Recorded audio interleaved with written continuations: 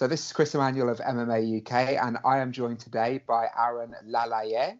And the more observant viewers will probably notice the fact that I've pronounced his surname in a slightly different way to most ring announcers when they call his name out. So we'll talk about that later on, though. Aaron, thank you for joining me. How are you today? Yeah, I'm all right. Nearly time to fight a victory on the 20th of April. So just final week of training until I focus on making weight and getting in there, basically. Pretty simple. Fantastic. So as you said, you're fighting on Victory Fights. Give us the full details: date, location, your opponent. Roll with it. So it's the 20th of April. It'll be in Brighton on Victory Fights, which I said. It'll be against an opponent called Darren Castleton, who is a very, very experienced guy. He's actually fought some real tough guys that people in the UK will know the names of. People like, most notable, Dominic Wooding. So like the guy has fought some pretty notable names. So I'm excited for the fight because he's a super aggressive guy. This is going to be a fun scrap. I'm genuinely looking forward to fighting him. Fantastic. And well, you mentioned Dominic Wooding. Dominic Wooding's fighting on Bellator at 145 now. So you're fighting against a guy who's fought noticeably bigger opponents. So Dominic Wooding's a big lad. Yeah, it certainly is. So let's talk about you, though. Going back to if we rewind a bit, let's talk about your fighting history. You're not a typical fighter. Your promo video that you recently did shows that you've got a slightly different side to you. So why did you start fighting? What brought you into the sport? Oh, God. Every time someone asks me that question, my answer changes because I honestly do not know why I started fighting. I started doing a hobby when I was bored, and then I started training at an MMA gym, and I just fell in love with doing it. I remember wanting to learn to wrestle after watching people are going to think I'm super boring, but a John Fitch fight. And I watched him hold someone down for 3 rounds and watch the crowd boo. But in my mind didn't go boo. My mind went, he's doing that to someone, and that's really annoying. I'd love to learn how to do that to somebody. So basically, you wanted to learn how to irritate people and get away with it. Yeah, pretty much. I wanted to just lay on top of people and just make them mad. And then I ran into Ben Askren later on, and I was like, oh, that's how it's done. There's probably laws against that, but I suppose the sanction. Yeah, that's pretty much why I do it. I imagine, yes, because it's illegal to lay on people in public.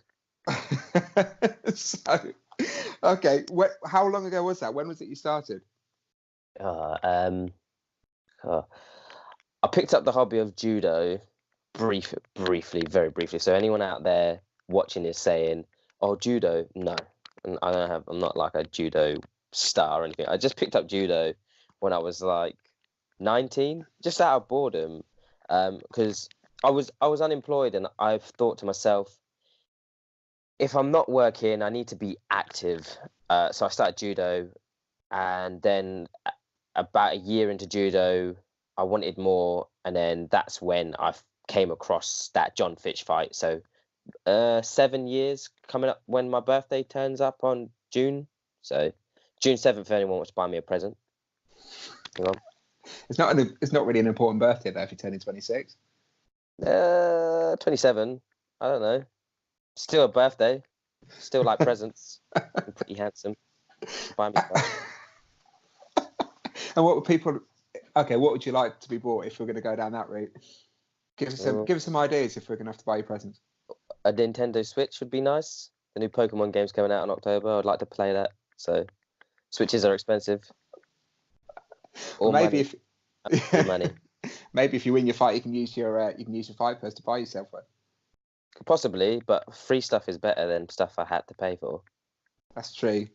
So going back to your career then, talking about your amateur career, because you had quite a successful amateur career. Yeah, I did. What's your amateur record in the end? Oh, you know what? It's really hard to accrue the record because it's so messy because some places didn't log what I'd done. That's frustrating, isn't it? Yeah, I think the largest record you can find out there of me is 7-1. which I believe is incorrect. I don't know if you can count interclub fights as amateur fights, so that doesn't. I can strike that off. But I was around about 9-1 before I decided to turn pro. I definitely fought 10 times as an amateur. Okay, and belts? Belts. I won one belt on Shock and Awe. It was a flyweight title. I think I'm not even sure who I won that against. I definitely fought for Mike Dagway, wasn't it? I believe I believe in Michael Dagua, and then I fought with Elliot Hoy for it as well. So yeah, just one title under my belt, a belt under my belt. That sounds like it. So turning pro, you didn't have the easiest to start to your pro career. No. So you didn't win on Fusion for your pro debut, and then there was the Cage Warriors fight against Adam Ambersinger. But then things turned around with your fight on MTK. So what changed? What changed in your camp to bring about the change in your career? My mentality changed.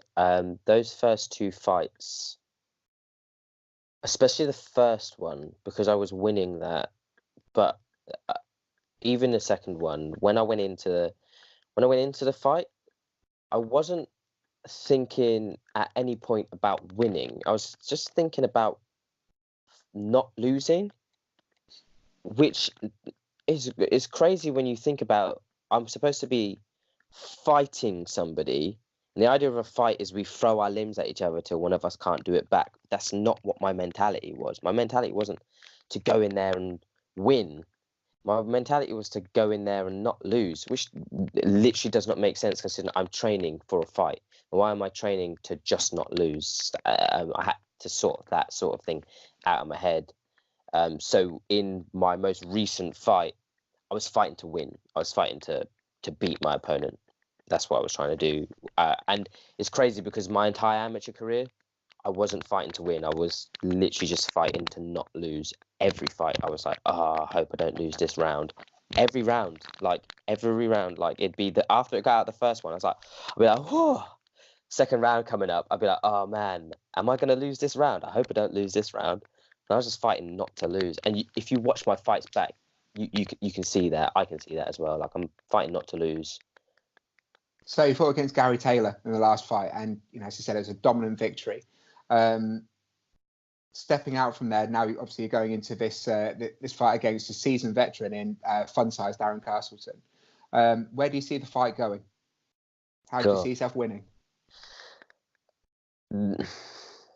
Without giving too much of your game plan away, sorry, that's quite tough. Yeah, I don't know how to say how do I say how I see myself winning without giving away what I might be aiming for is hard. I mean, he's tough, so it's quite possible that I won't be able to I'm gonna look to put him away because that is literally the mentality I've learned I have to go in with is I've got to try to put him away.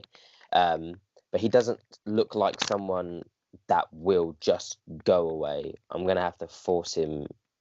I have to force him to give me the finish. So, I've watched him, and I'm hoping to expose some of the chinks in his armor. That will lead to a finish, holes that I can exploit, that I can possibly tease out of him, things like that. And hopefully it leads to a finish. If not, it leads to a dominant victory where people are stood there watching without a doubt that was a beating. Fantastic. That's a well thought out answer, actually, considering the way I put you on the spot there. So, okay, we'll switch it back around then. We'll go back to your fight team then. So you used to fight out of Gods of War, a camp that was quite well known probably 4 or 5 years ago, which ended up shutting down. But you've moved on to Mavericks now. So tell us about Mavericks. What took you there? Give us a bit of an insight to your team. The best way to describe what took me there was I took an ass kicking, basically. I went to a few other places, and I was just having an easy time of it with the people there, and then I got to Mavericks, and I just got my ass handed to me. Like rolled, I rolled and sparred with Nick Fielding, and he just put a whooping on me, like a whooping like I'd never experienced from anyone other than Phil Else, but that was to be expected, a big featherweight, and he's like been experienced for a long time. And then I went on with like another guy, a Brazilian man, and now I know as Gomez, the other man you'd see in my corner if you watch my MTK fight, and again, like just they were like it wasn't like beatings where I got out of it like, oh, I had an off day. It was one of those things where like I was like, man, like that that feeling of like just I don't know what to say, because it was literally just like a beat down. I was like, and after at the end of the day, like I was like, well, I need to go there then, because if I'm taking a whooping, then that's where I need to go, because that's where I'll improve. And like their jiu-jitsu is good, their striking is good, and I just, I got pieced up on the feet, and I got like submitted a million times when it hit the mat. Like there was no safe zone for me, and these guys are killers in disguise. You're probably not, well, people probably don't know who Mavericks are on a national level, but they're killers in there. They're just, yeah, like I'd be much more afraid of fighting someone from my own camp than I would some of the people I see out there. Do you know what I mean? Like if they were to tell me, oh, you're up against such and such from Mavericks, I'd be like, I'd rather not, if I'm honest. I'd take the fight, but I'd rather not. You know what I mean? So it's a gym to look out for then, because obviously you see them represented all across the South Coast. They're based in Guildford, but they feature quite heavily on Shock and Awe. We're seeing them, you guys feature heavily on Victory Fights as well. So it's probably one of these watch this space situations, I say, with Mavericks, as brilliant, absolutely brilliant. Well, let's go back to how we started this interview. We spoke about your surname, Laleye. So tell us about it. Where are you from? Give us a bit of background on your family heritage. Okay, so I'm mixed race. My father is a British-born Nigerian, and his parents came over during I do believe there was a time in England where there was too many jobs, which is a surprise to some now, and they came over during that time. So, but their roots are in Nigeria, which is West Africa, and Nigerians are like a interesting, prideful people. Like when you talk, I think the best way I can describe it is when I talk to a Nigerian about what I do, and they find out I'm Nigerian, they very much make it feel as if they're coming along with me. Like I'm not just doing it for me, I'm doing it for all of them now. Nigerians are very, very prideful, very together kinds of people, and you get that when you start speaking to other Nigerians. That's sort of where I come from.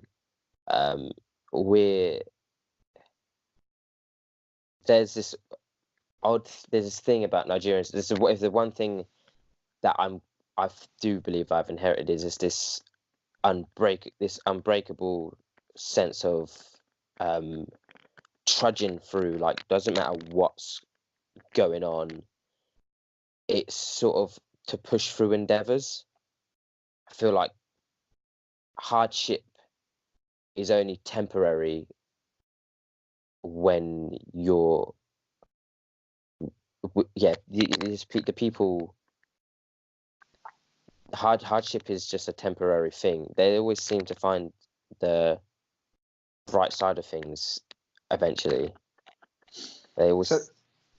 So that tribally though, obviously I've done a little bit of research on you, and the name Laleye carries a little bit more than just Nigerian heritage. There's Yeah, so they're Yoruba. Yoruba's like a big. It's surprising actually when you start looking into Yoruba. Like lots of people don't realize Yoruba's not just in Nigeria. It's actually there's Yoruba all over the place. Obviously because of like the colonial days and slavery. You have Nigeria, like you have Yoruba Cubans. You have Yoruba West Indians. Like it's like this massive group of people. And so when you talk to another Nigerian, a lot of the time they'll be like, are you Yoruba? And you'll be like, yeah. And it's like, well, we're family. Like it's just this giant family. Do you know what I mean? The Yoruba tribe. It's much less a tribe. It's more like this odd accidental global expansion because there's loads of them everywhere. Like they're all over the place. So how does it feel then to carry that weight of ancestral expectation when you're going into the cage? No, there's no weight. There's no. It's pretty. If anything, it's quite cool. Do you know what I mean?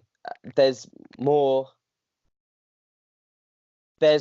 to the fight than just the fight. Sometimes, do you know what I mean? When you've got that kind of thing, rather than it being a weight. It's more like an uplifting thing. Do you know what I mean? Rather than it being they're onto you to win, they're with you for the win. So do you think did that help Kamaru Usman then to defeat Tyron Woodley to become the first Nigerian champion? The power of Nigeria and the spirit of it, possibly that and extreme cardio. Yeah, it's always quite useful. So actually, one thing that. Speaking of extreme cardio, I'm going to completely switch it up slightly now. Something came out just before we started this interview. TJ Dillashaw. TJ Dillashaw and the EPO. That saddens my heart. Breaks mine too. Absolutely breaks my heart. I love TJ. And to see that, he's accepted it as well. 2-year ban, which is a maximum ban you can have for a first offence. There was no, what is it? Didn't contest it or anything like that. And I was like, oh man. Like, I was so totally sold on that. He was talking about that Auto Lab on his like last pod on the Joe Rogan podcast. I was like, oh man, that's how he's so like high paced. That's where he gets his cardio from. And then it's like, oh no, it's EPO. I'm like, oh well, I know what that is. Lance Armstrong did that. No wonder you got high cardio, God. It's heartbreaking, isn't it? Absolutely heartbreaking. Oh dear. No, you're the last one. So where do you think? Well, if we talk about, his last fight was as a flyweight. Obviously, that's the weight that you compete at. You're quite a small flyweight, though. Where do you see the future of the flyweight division? Because it's been in flux, really, certainly for the last 6 to 12 months. In the West, or wherever. Well, the reason I said West is deliberate because in the West, I feel like it has a rocky future.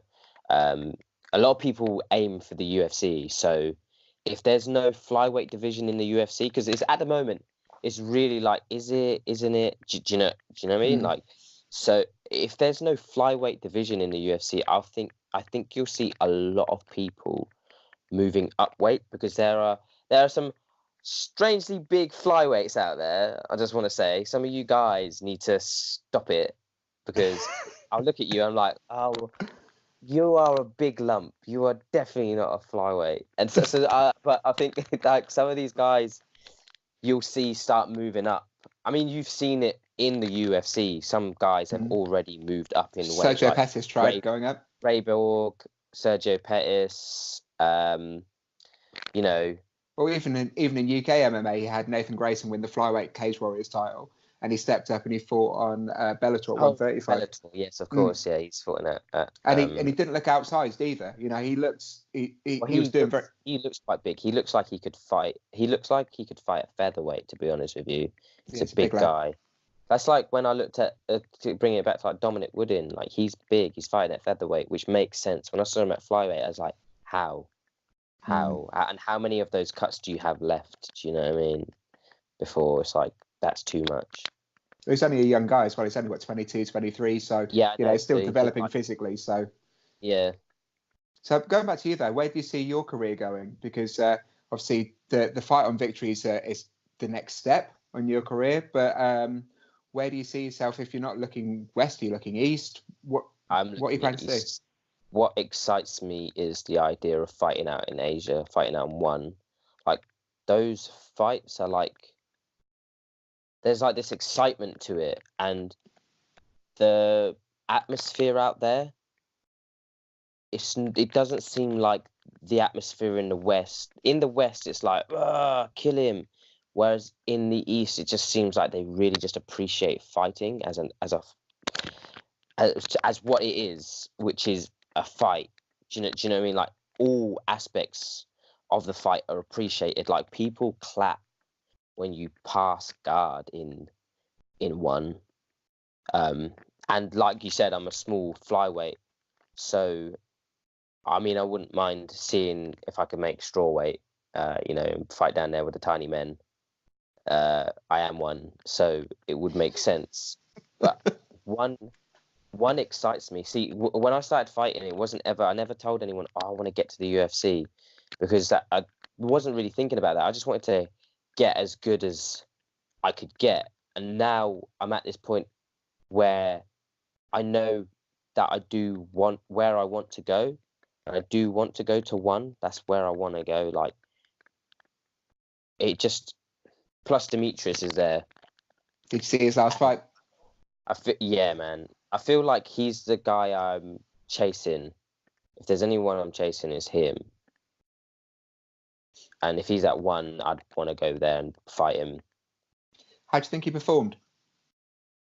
Very smart against that Japanese fight. I've seen him fight before, and he's very bouncy, and he's got a very strong like right hand, which he did land on Demetrius, and did swell up his eye.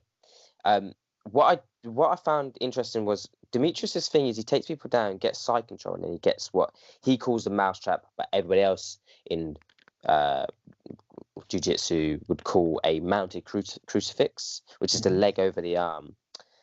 It's quite interesting. It's quite obvious that his opponent's camp had scouted that, because every single time he went for it, every single time he went to trap the arm, that's when his opponent would explode. Because if you saw, Dimitri had a hard time holding him down once they got to cycling. So in the second round, he stopped going for the mounted crucifix, and you saw he had a lot more success with keeping him grounded. And it was because he wasn't raising his leg, he wasn't giving him an opportunity to start exploding into him, which is what he was using. He was using that moment of Demetrius trying to trap the leg and then exploding to get back up, and then Demetrius held him, and then he had to that forced the Japanese fighter to actually work his way back to the cage, and that's when you saw Demetrius start taking his back, and then as he got up, he caught the guillotine, and pretty much just hung him, just stood there, just hanging from that grip. It was brutal. It was a brutal guillotine. It's a great finish as well, and I love the respect as well afterwards when Demetrius's corner came running into him and did the usual went to pick him up. He told him, "No, we're not doing that." No.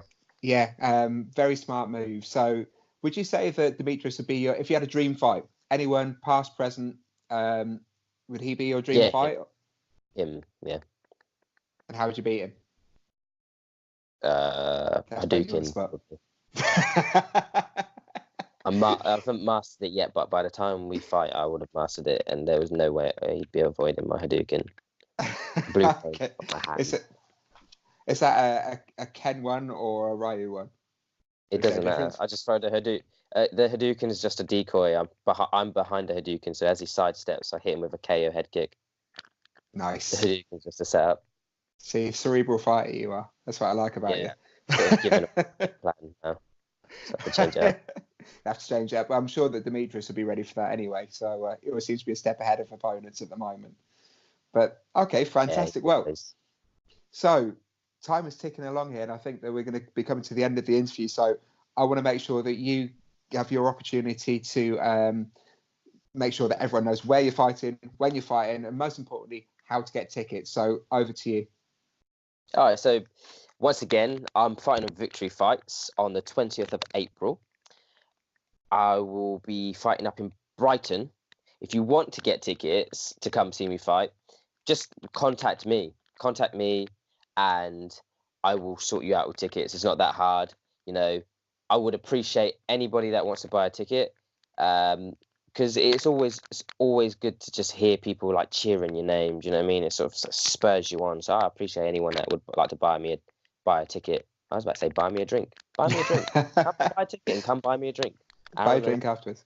Yeah. So let's make sure that we get the spelling of your surname right. Laleye.